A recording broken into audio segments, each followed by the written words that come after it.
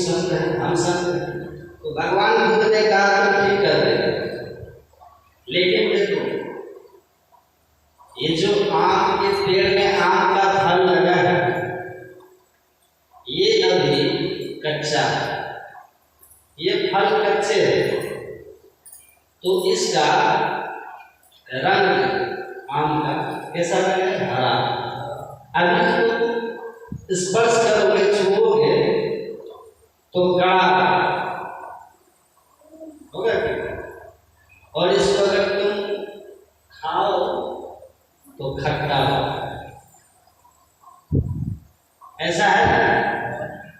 तो आनंद ने कहा बिल्कुल। फिर भगवान बुद्ध कहते हैं जब यह पकेगा तो इसके अंदर रस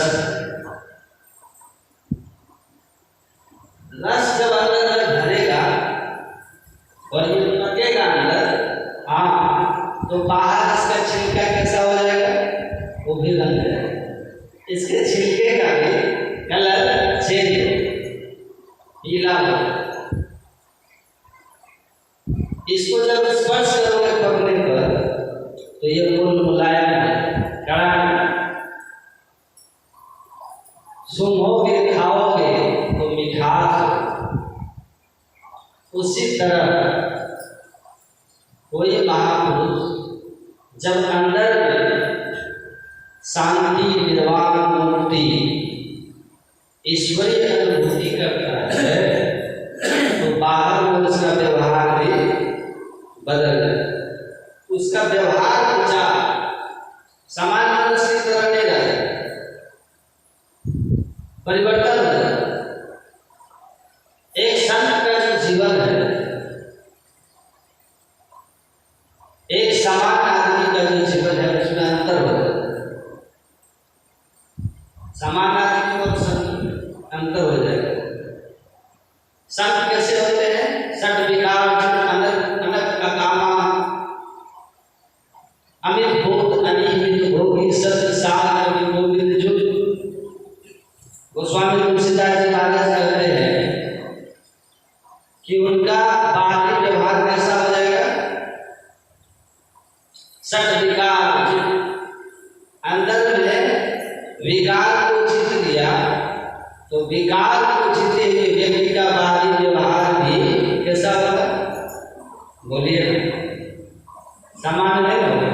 आप लोग मेरे साथ पाप करने को उसमें कदम बढ़ेंगे, पाप उसको स्पर्श भी नहीं करेगा। सारी कामनाएं उनकी रहेगी और उनका हित करने वाला या उनका अहित करने वाला, उनका कोई बड़ाई करने वाला हो या उनकी कोई निंदा करने वाला, वो उसमें भेद नहीं करे। समझ रहे? भेद दृष्टि से ऊपर उठे हुए अंजुली दत्त सुमन जिमी, अंजुली दत्त सुमन जिमी सब सुगंध कर दो बंदों सब समान चित हित अनहित नहीं हो। तो देखो मतलब क्या हो?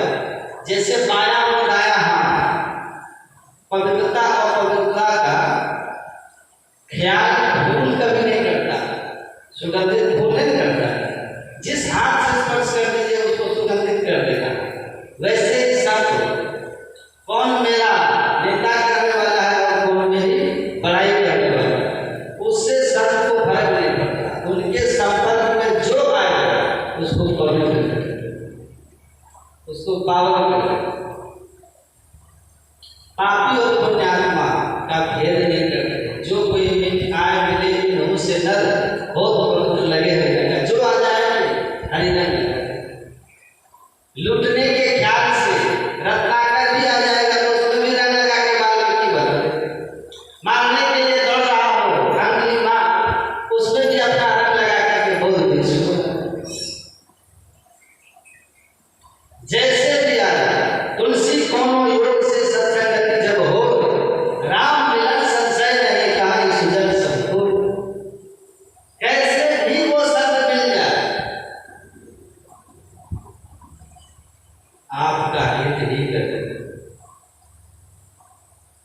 अहित नहीं करे, पहचान में आ जाए, पहचान में आ जाए। आपने सुना होगा प्रसंग बहुत बार, एक व्यक्ति बड़े नाराज होकर भगवान बुद्ध के पास आया और आकर के उनको गालियां दे दी, क्योंकि भगवान बुद्ध ने उसके बेटे को सत्याग दे दिया था साधु को,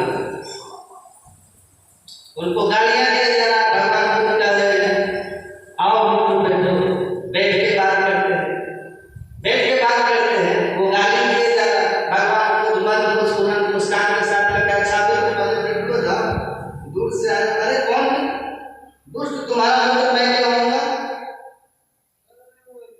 भगवान बुद्ध को गालियां दिए जा रहा है, भगवान मन मुस्कुराते जा रहे हैं।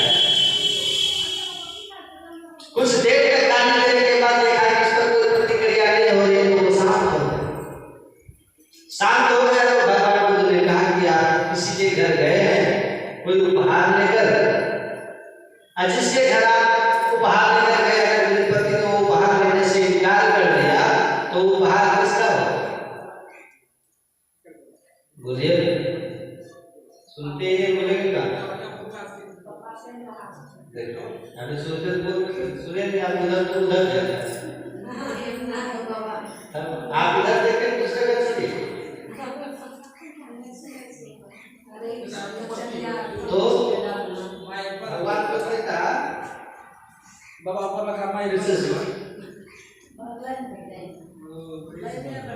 जिसके घर आप उपहार लेकर गए हैं अगर मेरे पति ने वो उपहार लेने से इनकार कर दिया, तो वो उपहार किसका होगा?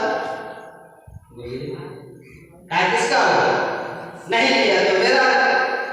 उन्होंने कहा उसी तरह आप मेरे प्रिया में गालियों का उपहार लेकर आए, मैंने उनमें से एक भी गाली लिया नहीं।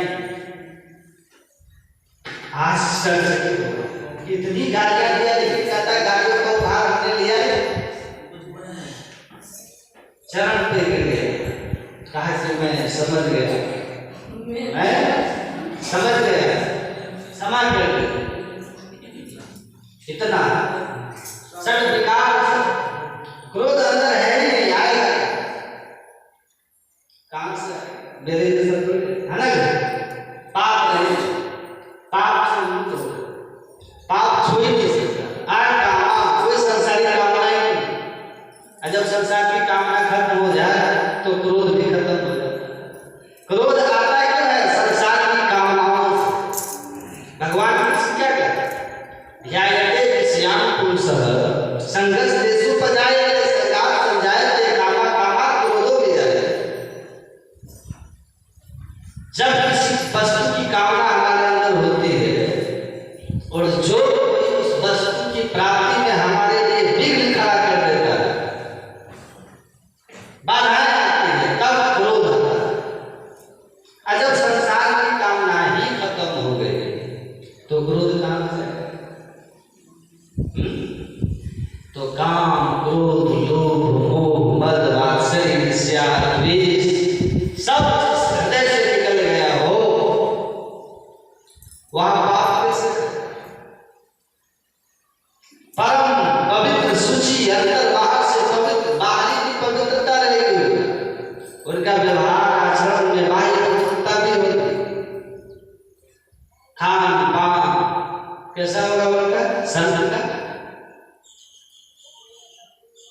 बोलिए ना, कैसा होगा? सात्विक। उनके खान पान आचरण विहार व्यवहार